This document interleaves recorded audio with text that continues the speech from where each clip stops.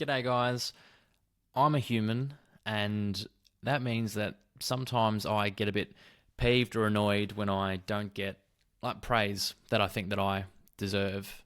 And if you're watching this, and if you're watching this in 2024 at least, chances are that you are also a human. Um, and and you probably felt a similar way as well, right? Where you just hey, whatever it is, you give a presentation, you give a talk, or you generate a report, and you think it's good, but you don't get the praise that you think you deserve, and it kind of like you feel that and it hits you. And again, assuming that you are a human watching this, you will have no doubt felt the same at some point. And I read two quotes this week, which are on the topic of praise, and I'll read them. They're just short ones, and they kind of got me thinking a lot about or just the fact that, my default reaction in those sorts of scenarios is to kind of get a bit ticked off, get a bit peeved. And I think these two quotes, I know that they've been useful for me and kind of helped reframe how I handle those situations. And so I thought I'd record a video, this week talking about it because it's been useful for me, and hopefully it can be useful for you as well. So essentially, what I'll share is two reasons why I am not as attached to praise anymore as I once was. And the first reason is that the praise doesn't impact the work. And this is inspired by a quote from Marcus Aurelius, former Roman emperor, over 2,000 years ago. And he wrote these words. He said that everything in any way beautiful has its beauty of itself, inherent and self-sufficient. Praise is no part of it. Does an emerald lose its quality if it is not praised?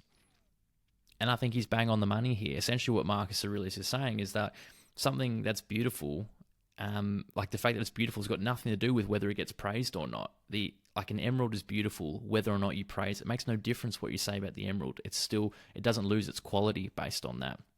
And so I think about that myself. Like if I do a good piece of work, the work, like the quality of the work is inherent to itself. It's got nothing to do with how other people react to it, or, what they do or don't say to me in terms of recognition. It doesn't change the fact that that thing that I did was great, at least in my own perception. And so I think that's one reason, one thing that I think about now in terms of not being as attached to praise. The praise doesn't change what it is that you've actually done. And so that was inspired by, like I said, Marcus Aurelius. The second reason that I'm not as attached to praise now is the fact that sometimes a lack of praise can be actually the greatest compliment or the greatest applause. So this was inspired by a quote from Ralph Waldo Emerson, who is an American philosopher and essayist in the 1800s. And he wrote this. He said, "You would compliment a coxcomb doing a good act, but you would not praise an angel. The silence that accepts merit as the most natural thing in the world is the highest applause."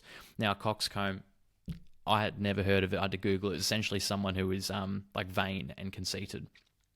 And I like this quote because, I like the way that Emerson puts it, where he says, "The silence that accepts merit as the most natural thing in the world is the highest applause."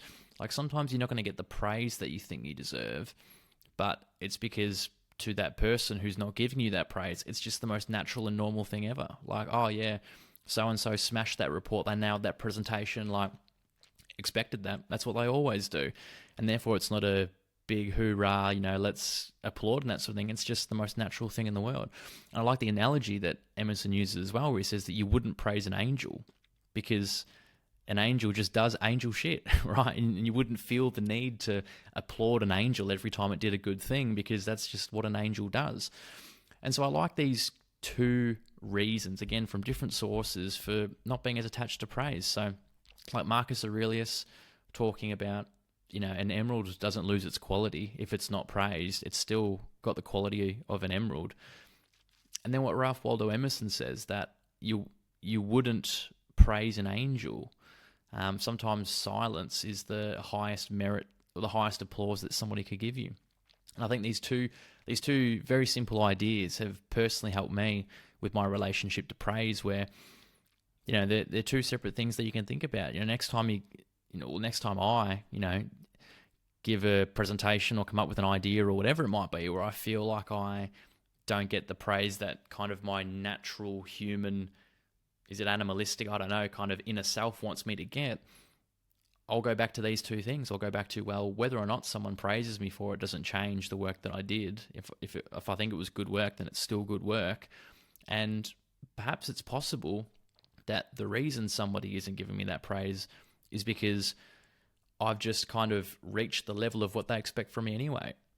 They have a high bar for me based on what I've done before.